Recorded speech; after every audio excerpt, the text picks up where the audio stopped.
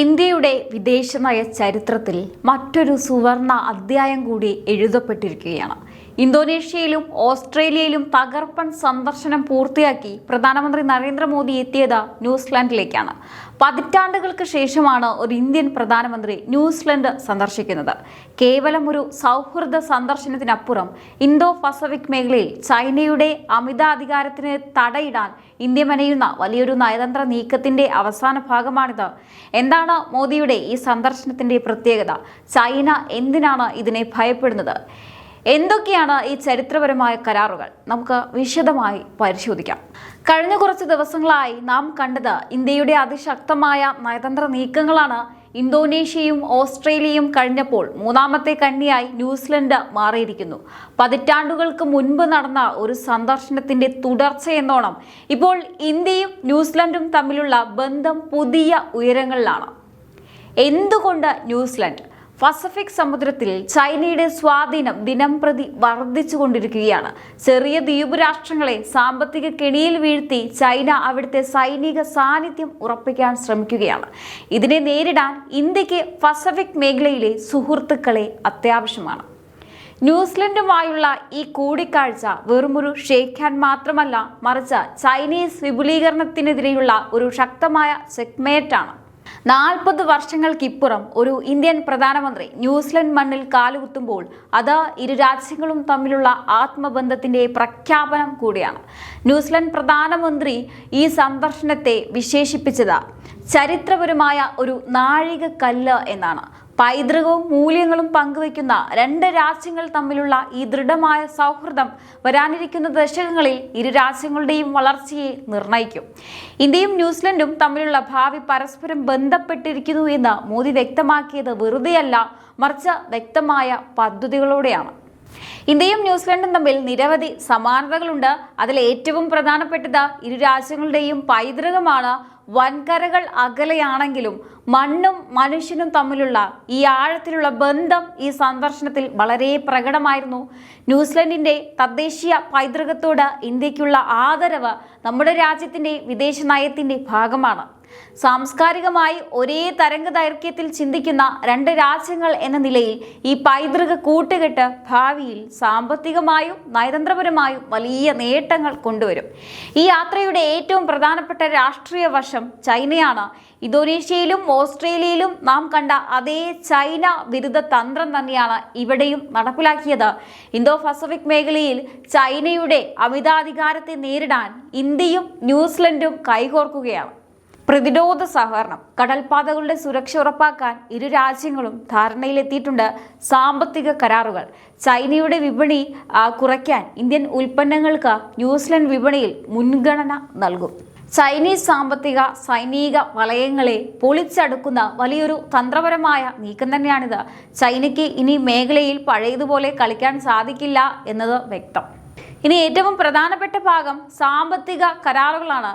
പ്രധാനമന്ത്രിയുടെ വാക്കുകളിൽ പറഞ്ഞാൽ ഈ വ്യാപാര കരാറുകൾ വികസിത ഭാരതം എന്ന ലക്ഷ്യത്തിലേക്കുള്ള നമ്മുടെ യാത്രയ്ക്ക് വലിയ വേഗത പകരും. പുതിയ അവസരങ്ങൾ, ഈ കരാറുകൾ ഇരു രാജ്യങ്ങളിലെയും വ്യാപാരികൾക്ക് വലിയ അവസരങ്ങളാണ് സൃഷ്ടിക്കാൻ പോകുന്നത്. 10,000-ത്തിലധികം തൊഴിലവസരങ്ങൾ സൃഷ്ടിക്കാനുള്ള സാധ്യതയും ഈ പങ്കാളിത്തത്തിലുണ്ട്. ബഹിരാകാശ മേഖല, ഈ സാമ്പത്തിക പങ്കാളിത്തം കേവലം ഭൂമിയിലെ കച്ചവടങ്ങളിൽ ഒതുങ്ങുന്നില്ല. ബഹിരാകാശ സാങ്കേതിക വിദ്യയിലും ഇരു രാജ്യങ്ങളും കൈകോർക്കുകയാണ്. ആഗോളതലത്തിൽ ബഹിരാകാശ രംഗത്ത് ഇന്ത്യയുടെ കുതിപ്പിന് ന്യൂസിലൻഡിന്റെ സാങ്കേതിക സഹകരണം വലിയ മുതൽക്കൂട്ടാവും. തന്ത്രപരമായ ലക്ഷ്യം, ഈ വ്യാപാര കരാറുകളിലെ മനോഭാവം പരിശോധിച്ചാൽ മനസ്സിലാകും. ചൈനീസ് വിപണിയെ മാത്രം ആശ്രയിക്കുന്ന ഒരു രീതിയിൽ നിന്ന് മാറി സ്വയം പര്യാപ്തമായ ഒരു വിപണി കെട്ടിപ്പടുക്കാനുള്ള ഇന്ത്യയുടെ ഇച്ഛാശക്തിയാണ് ഇവിടെ തെളിയുന്നത്. ഈ സന്ദർശനത്തിൽ ശ്രദ്ധിക്കേണ്ട മറ്റൊരു പ്രധാന കാര്യം ഇന്ത്യയും ന്യൂസിലൻഡും തമ്മിലുള്ള ജനങ്ങൾ തമ്മിലുള്ള ബന്ധമാണ്. ന്യൂസിലൻഡിലെ സാമൂഹ്യ ഘടനയിൽ വലിയൊരു പങ്കാണ് ഇന്ത്യൻ പ്രവാസികൾക്കുള്ളത്.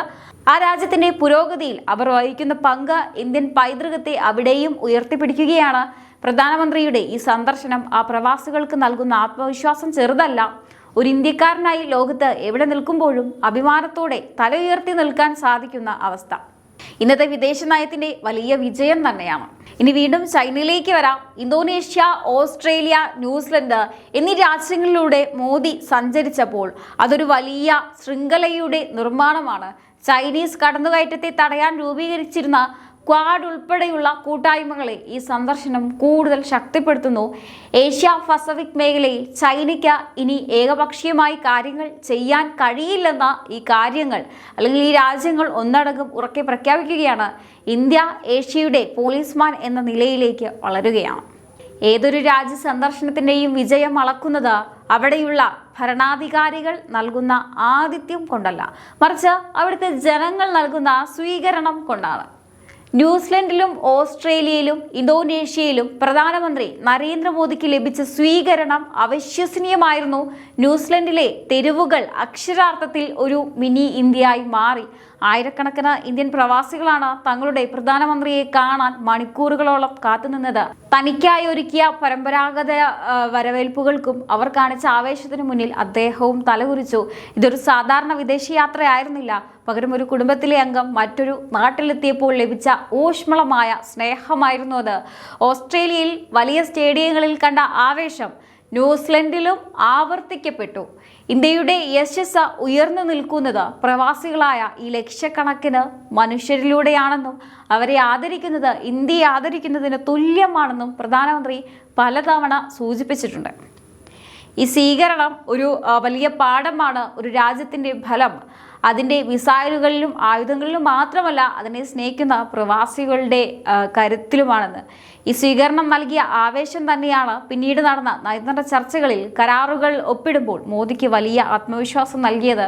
അവിടുത്തെ ഭരണാധികാരികൾക്ക് പോലും അത്ഭുതമാകും വിധമായിരുന്നു ആ ഒരു ജനസാഗരം. ഇനി ഒരു കാര്യം തിരിച്ചറിയണം, ഇന്തോനേഷ്യ, ഓസ്ട്രേലിയ, ന്യൂസിലൻഡ് എന്നീ രാജ്യങ്ങളിലൂടെയുള്ള പ്രധാനമന്ത്രിയുടെ ഈ പര്യടനം വെറുമൊരു ഔദ്യോഗിക സന്ദർശനമല്ല. ഇത് ഇന്ത്യയുടെ വിദേശ നയത്തിലെ ഏറ്റവും നിർണായകമായ ഒരു വഴിത്തിരിവാണ്. 4 പതിറ്റാണ്ടുകൾക്ക് ശേഷം ന്യൂസിലൻഡിലെത്തിയ ഇന്ത്യൻ പ്രധാനമന്ത്രി അവിടെ വിതച്ചത് ഭാവിയിലേക്കുള്ള വലിയൊരു വിത്താണ്. ബഹിരാകാശ മേഖലയിലെ സാങ്കേതിക വിദ്യ മുതൽ വാണിജ്യ ഇടപാടുകൾ വരെ, പൈതൃകം മുതൽ പ്രതിരോധം വരെ നീളുന്ന ഒരു പുതിയ കൂട്ടുകെട്ട് വികസിത ഭാരതം എന്ന സ്വപ്നത്തിലേക്ക് നമ്മെ കുതിച്ചുചാട്ടത്തിന് സഹായിക്കുന്ന ഒന്നാണിത്. ആഗോളതലത്തിൽ പ്രത്യേകിച്ച് ഈ ഇന്തോ പസഫിക് മേഖലയിൽ ചൈനയ്ക്ക് തനിച്ച് കളിക്കാൻ ഇനി മൈതാനം ലഭിക്കില്ലെന്ന് ഉറപ്പിച്ചു പറയാം. ഇന്ത്യ ഇന്നൊരു കാഴ്ചക്കാരനല്ല, മറിച്ച് കളിയിലെ നിർണായക ശക്തിയാണ്.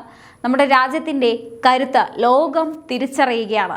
ന്യൂസിലൻഡിൽ ആ ജനക്കൂട്ടം നൽകിയ ആവേശവും അവിടുത്തെ പ്രധാനമന്ത്രിയുടെ ആദരവും വെളിപ്പെടുത്തുന്നത് ഒരൊറ്റ സത്യമാണ്: ഇന്ത്യയുടെ കാലം വന്നിരിക്കുന്നു. 10,000-കണക്കിന് യുവാക്കൾക്ക് തൊഴിൽ നൽകുന്ന നമ്മുടെ സമ്പദ് വ്യവസ്ഥയെ ലോകത്തിൻ്റെ മുൻനിരയിൽ എത്തിക്കുന്ന ഈ കരാറുകൾ വരും നാളുകളിൽ നമ്മുടെ ഓരോരുത്തരുടെയും ജീവിതത്തിൽ വലിയ മാറ്റങ്ങൾ കൊണ്ടുവരും എന്നതിൽ സംശയമില്ല. ഇനി ഈ സന്ദർശനങ്ങളെല്ലാം നടക്കുമ്പോൾ മറുഭാഗത്ത് ചില അസ്വസ്ഥതകൾ രൂപപ്പെടുന്നുണ്ട്. ഇന്ത്യയുടെ ഈ നയതന്ത്ര വിജയം കണ്ട അയൽരാജ്യങ്ങളിലെ പലരും അമ്പരന്നിരിക്കുകയാണ്. ഇന്ത്യ തങ്ങളുടെ തന്ത്രപരമായ നീക്കങ്ങളിലൂടെ തങ്ങളെ വട്ടം ചുറ്റുന്നത് കണ്ട ശത്രു രാജ്യങ്ങൾ കണ്ണുതള്ളി നിൽക്കുന്ന കാഴ്ചയാണ് കാണുന്നത്. ഇനി ഇതിൻ്റെ പേരിൽ വിമർശിക്കുന്നവരുടെ കാര്യം പറയുകയാണെങ്കിൽ, വിമർശനങ്ങൾ എപ്പോഴും സ്വാഭാവികമാണ്. മോദിയുടെ വിദേശയാത്രകളെ പഴിചാരുന്നവരും അത് വെറും ദൂർത്താണെന്ന് പറയുന്നവരും നമുക്കിടയിലുണ്ട്. എന്നാൽ ഇക്കൂട്ടർ ഒരു കാര്യം മറന്നു പോകുന്നു: ഒരു രാജ്യത്തിൻ്റെ വികസനത്തിന് ആഗോളതലത്തിൽ സുഹൃത്തുക്കളെയും വ്യാപാര പങ്കാളികളെയും അത്യാവശ്യമാണ്. വിമർശകർ കുറ്റപ്പെടുത്തലുകൾ തുടരുമ്പോഴും പ്രധാനമന്ത്രി ലക്ഷ്യം വെക്കുന്നത് കൃത്യമായ ഒരു കാര്യമാണ്: ഇന്ത്യയുടെ ദേശീയ താല്പര്യം. അപ്പോൾ മോദിയുടെ ഈ ഒരു യാത്രയെ നിങ്ങൾ എങ്ങനെയാണ് നോക്കിക്കാണുന്നത്? തീർച്ചയായിട്ടും നിങ്ങളുടെ അഭിപ്രായങ്ങൾ താഴെ കമൻറ്റ് ബോക്സിൽ രേഖപ്പെടുത്തുക. മറ്റൊരു വിഷയമായി വീണ്ടും കാണാം. നന്ദി.